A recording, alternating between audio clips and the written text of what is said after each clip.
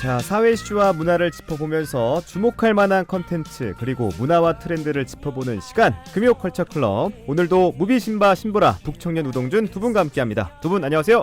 네, 안녕하세요. 네, 반갑습니다. 네. 자, 오늘은 어떤 이슈와 함께 영화 책을 골라오셨는지 오늘도 영화부터 만나봅니다. 신바님.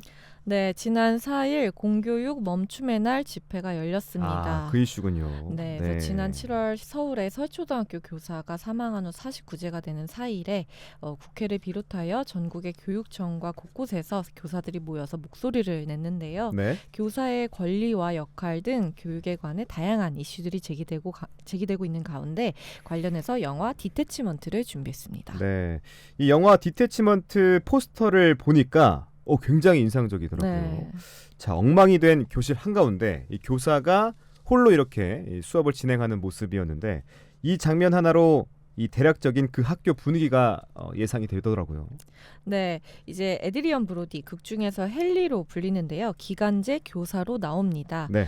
정규직 교사가 어떤 사정으로 수업을 하지 못할 때 그 교실에 1, 2개월 정도 임시로 들어가서 담임을 맡으면서 학생들에게 문학을 가르치는 교사인데요. 헨리는 이 영화 제목인 디태치먼트의 단어 뜻에 딱 맞는 인물입니다. 어떤 사람과도 적당한 거리를 두려고 늘 하고요. 자신의 경험에서 좀 분리해서 학생들에 대한 모습을 보여줍니다. 사실 그도 성장 과정에서 매우 힘든 일을 겪었는데요. 고작 7살이었을 때 어릴 적 엄마가 알코올 중독과 약물 과다복용으로 사망을 했고 또 아버지도 집에 계시지 않아서 할아버지 밑에서 자랐었던 성장 과정이 있는 사람이었습니다. 그런 이제 가정 환경임에도 불구하고 그는 이제 교사로서 학생들을 포기하지 않는 모습을 보여줍니다. 뭔가 불량한 학생이거나 거리에서 좀 위험한 상태에 놓인 청소년이었더라도 그는 꾸준하게 그만의 방식으로 관심과 애정을 주는 모습을 보여주고요. 또 이제 뭔가 단호해야 할 때, 혼내야 되거나 잘못을 지적해야 할 때는 단호하고 또 그가 어떤 위로나 뭔가 관심이 필요할 땐 또 그 관심을 주는, 도움을 주는 방식으로 그는 행동을 합니다. 네. 자, 그가 새롭게 임시 교사로 일해야 할 학교도 아이들에게 많은 애정과 관심이 필요하겠죠. 당연히 학교니까요. 맞아요. 사실 그가 새롭게 부임한 학교가 더욱더 그런 관심과 애정이 필요한 학교였는데요. 네. 학교가 이제 지역에 있는 문제아가 전부 그 학교로 몰리는 이른바 꼴통 학교라고 불리는 공립 아이고. 고등학교였습니다. 이제 부임하기 전에 학교의 모습을 좀 보여주는데 네. 이를테면 반에서 선생님이 교육 자료로 DVD 자료를 튼다고 하더라도 학생들은 정말 아랑곳하지 않고 선생님 한번 쳐다보지 않고 친구들과 대화하거나 노느라 바쁜 모습을 보여주기도 하고요. 또 헨리도 마찬가지로 부임한 딱 첫날부터 현실에 맞닥뜨리는 모습을 보여줍니다.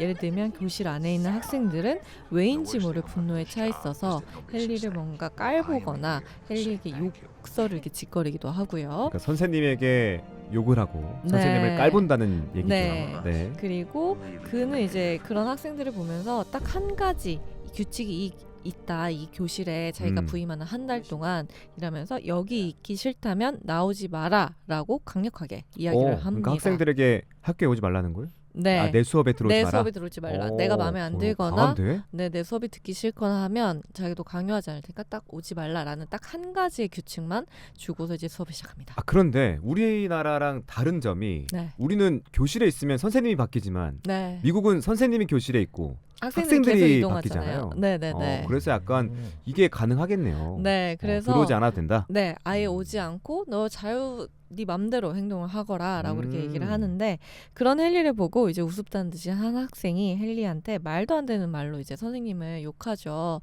뭐 이를테면, 우리 처음에 만나면 교실에서 왜 뭐 선생님 첫사랑 누구예요? 이런 수준이 아니라 네. 약간 이제 무시하고 깔보는 그런 얘기를 하는데 이제 헨리가 처음에 자신에 대해서 그런 모욕적인 이야기를 했을 때는 그냥 무시하고 넘어갔었는데 그 친구가 다른 친구를 그런 모욕적인 언사로 대하자 그 친구를 당장 교실로 내보내거든요. 그래서 자신은 모욕을 당해도 괜찮지만 같은 반에 있는 동급생을 모욕하는 거는 참을 수 없다라고 하면서 그리고 이제 다음 이제 수업을 이제 진행을 하기 위해서 각자 이제 자신이 뭔가 죽었을 때에 대한 감상을 써봐라. 자기가 죽었을 때 그 장례식의 상황이 어땠을지에 대해서 써봐라라고 이렇게 문제를 내주는데 네. 그걸 보고서 한 학생이 종이랑 펜이 없다. 선생님 저 종양 팸이 없는데요. 약간 이렇게 빈정거리듯이 또 얘기를 하는 거예요. 네. 근데 이제 헬리가 아랑곳하지 않고 계속 수업을 진행하니까 이제 학생이 이른바 빡친 거죠. 그래가지고 헬리의 가방을 집어 던지면서 이제 협박을 하죠. 내가 널 가만두지 않을 수 있고 내가 널 뭐 이렇게 할 수도 있다. 이렇게 얘기를 하는데 또 역시 헬리가 아랑곳하지 않고 그 친구의 멱살을 잡은 채 나는 너와 똑같은 비슷한 생활을 겪었었고 그래서 나는 너의 상황이 이해가 된다. 지금 당장 종이를 줄 테니 가서 자리에 앉아 그 글을 쓴다면 내가 너 용서하겠다라고 단호하게. 이야기하거나. 네. 종이를 주니까 종이가 알아서 이제 종이가 그냥 필요했던 거네. 그래서 네, 그런 센 척했군요. 가당치도 않은 이유로 학생들이 이제 선생님을 무시하고 하는데 이런 모습에 대해서 엄청 단호하고 그들에게 필요할 땐 필요한 이야기를 필요할 땐 필요한 행동을 하는 모습을 그런 헨리가 보여주고 있습니다. 네. 뭐 헨리도 보통이 아니지만 네. 그 학교 다닌 학생들도 이 선생님을 대하는 태도를 보니까 보통이 아니다라는 생각이 듭니다. 그런데 이게 계속 이어지면 학생도 그렇고 선생님도 그렇고 둘 다 모두 힘들 것 같은데요. 네, 저도 영화를 보면서 학생들이 이제 선생님의 말을 그냥 디폴트로 아예 무시하고 잘 듣지 않는 모습들을 보면서 경악을 금치 못했고 네. 이제 그런 학생들을 계속 교화하려다가도 선생님들도 이제 사람이기 때문에 너무 지치고 힘들어서 반복되면 힘들지. 네, 막 포기하려고 이제 울부짖는 모습이 나오기도 하고요. 네. 그리고 학교를 벗어나서 퇴근을 했음에도 그 학교에서 있었던 일을 이제 들고 퇴근을 하게 되는 거죠. 그래서 일상에서 뭔가 좌절하는 모습 이런 걸 보면서 좀 마음이 별로 좋지 않았는데 사실 학생들이 그렇게 행동을 하게 된 것은 부모님들의 문제도 작지 않다는 것을 영화 속에서 보여줍니다. 이를테면 학교에서 학부모 간담회를 개최하였는데요. 네. 2시간에 학부모 1명만이 참석했고 네, 엄청 꾸미고 교실에서 상담을 하게 하고 준비를 해놨는데 학부모는 거의 오지 않는 모습을 보여주기도 하고요. 그리고 한 교사에게 침을 뱉으면서 욕한 학생의 장면이 나와요. 네. 그래서 이제 그 학생을 교사가 마지못해 퇴학을 시켰는데 이제 전화로 자신이 자식에 대한 뭔가 교육을 제대로 하지 않은 책임을 인정하지 않으면서 교사한테 막 쌍욕을 하면서 네가 이렇게 퇴학을 시키면 나 혼자 얘를 하루 종일 어떻게 돌보겠냐 라면서 이제 이야기를 하는 사람도 있고 그러니까 학생이 네. 선생님에게 침을 뱉었군요. 네. 네, 침을 뱉었고 쌍욕을 했고 네, 욕을 했고 네. 그래서 선생님이 이제 퇴학 처리했는데 네. 그 학생의 학부모가 네. 나의 잘못은 없고 오히려 적반하장으로 네. 내가 이 애를 어떻게 하루 종일 돌보냐 네. 하면서 또 욕을 했군요. 그쵸, 교사한테. 선생님한테. 네네네. 선생님은 그러면 학생과 학부모한테 다 욕을 먹고 그렇죠. 있는 상황인 욕을 거죠. 먹고 있는 상황인 네. 거죠.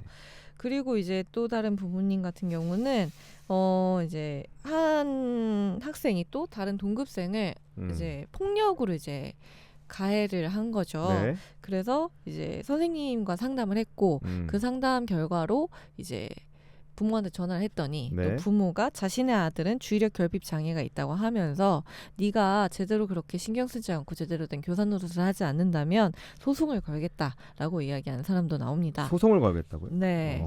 그리고 네.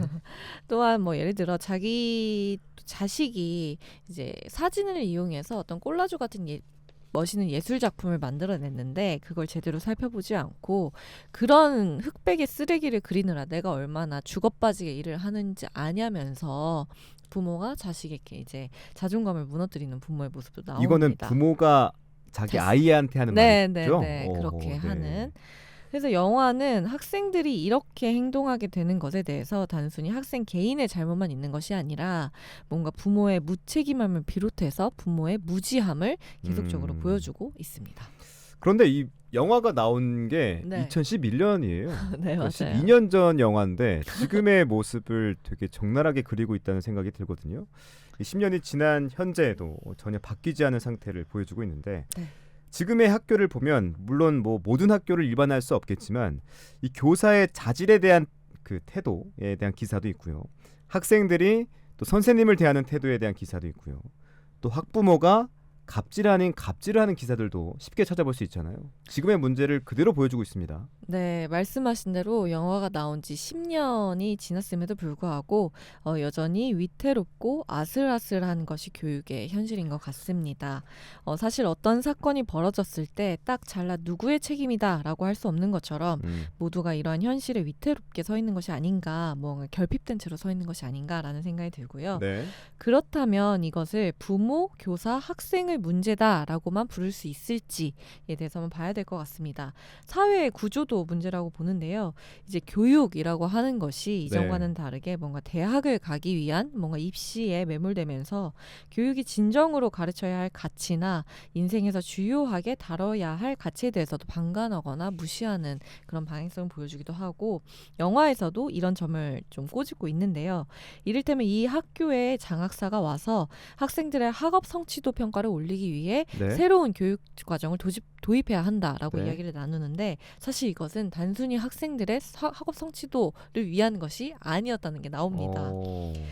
뭐라고 이야기를 하냐면요. 이 시대의 부는 부동산 가치에서 나오는데 네. 좋은 학교는 부동산 가치를 올리는 것에 매우 중요한 요소다라고 이야기를 하고, 그러니 지역의 학교가 잘 되어야 결국 그 지역의 부동산 가치가 오르고 모두가 부를 누릴 수 있다라는 이야기를 하는데요.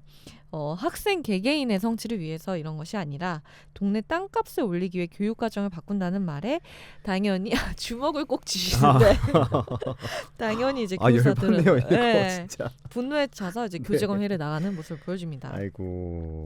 그래서 이러한 모습들은 뭔가 학교의 역할, 교사의 역할, 부모의 역할 등이 제대로 할 수 없고 되지 않는 이유가 단순히 뭔가 개인이나 혹은 어떤 특정 집단에게만 있는 것이 아니라 사회 속에서 그 가치를 뭔가 도외시하고 있는 모습에서 비롯되지 않았나라는 생각이 들고요. 네. 또한 이 것에 대한 뭔가 다음의 변화나 이런 것을 논의하기에는 뭔가 여러모로 상황이 어렵다 보니 개개인이 각자 도생하는 방향으로 이렇게 흘러가고 있는 것이 아닌가라는 생각이 듭니다. 네. 요즘 사회의 문제를 볼 때마다 각자 도생이라는 단어가 심심치 않게 보여요. 맞아요. 굉장히 씁쓸합니다. 자, 구조 자체에서 새로운 논의가 나오면 좋을 텐데 그것 또한 어려운 상황이겠죠? 네.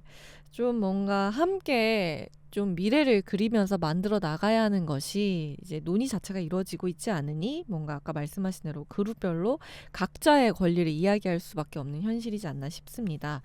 이를테면 이제 선생님들이 교권에 관해서 이야기를 하고 있지만 교권이 강했던 이전의 모습처럼 만약에 돌아간다 한다면 또 다른 학생 인권에 대한 부작용이 드러날 수 있기 마련이기도 하고요. 그래서 서로의 뭔가 해소되지 않는 어떤 결핍에 대해서 논의할 수 있는 자리가 필요하지 않나라는 생각이 들고, 또 이전에 제가 학교나 스승과 관련된 영화를 몇 편 소개를 했었는데 무척이나 이상적인 스승의 모습을 그렸던 죽은 시인의 사회가 있었고, 그렇죠. 너무나도 비정상적인 스승을 그렸던 위플래시라는 그렇죠, 영화도 그렇죠. 있었습니다.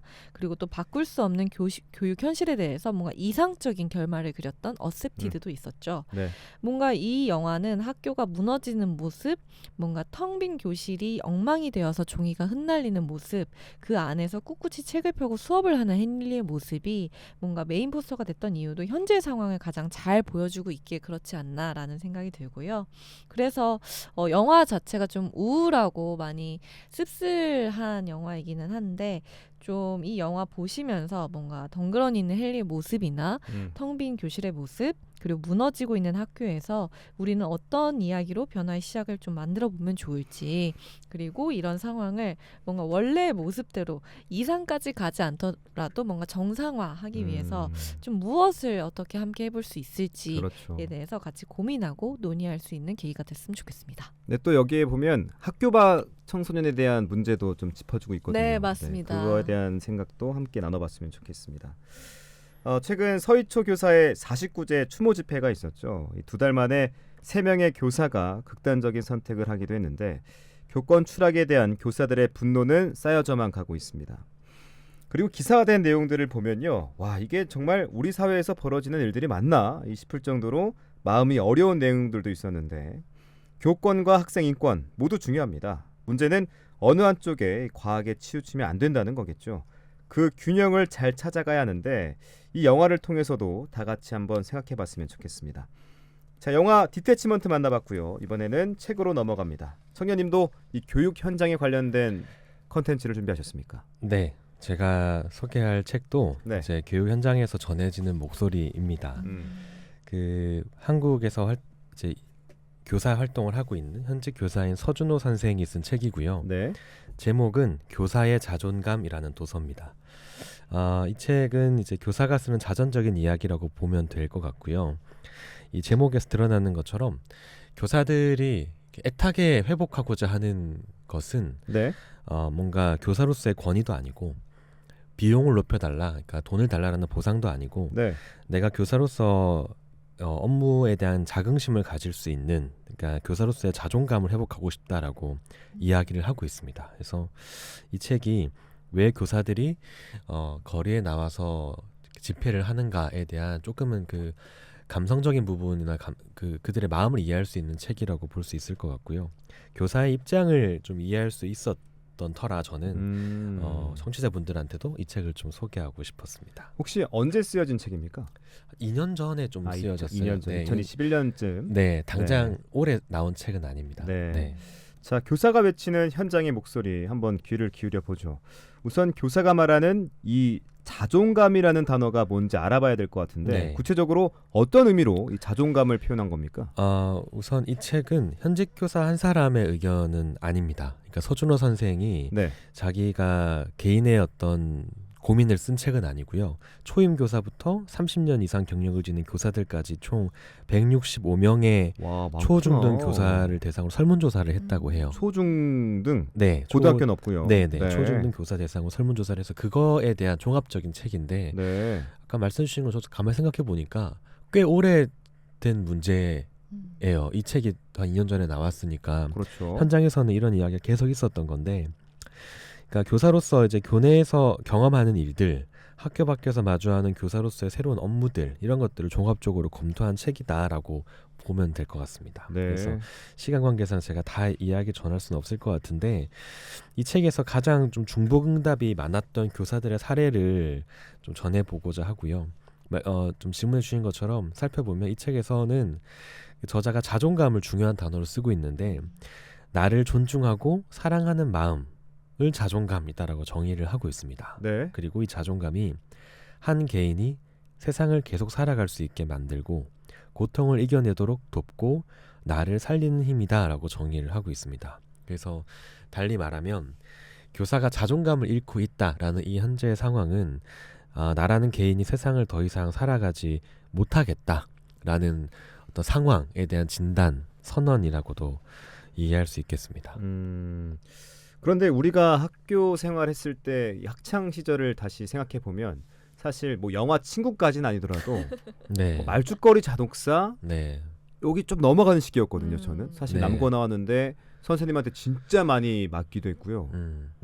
욕도 들어봤고요. 음. 또 이제 수업 중간에 들어오셔서 소지품 검사도 네. 하셨거든요. 저희는 그렇죠. 또 머리도 거의 3cm로 잘랐단 네. 말이에요. 네, 네. 그만큼 귀밑 그렇죠. 약간 그런 규제가 있었던 시기에 저희가 학창 시절을 했잖아요. 네. 네.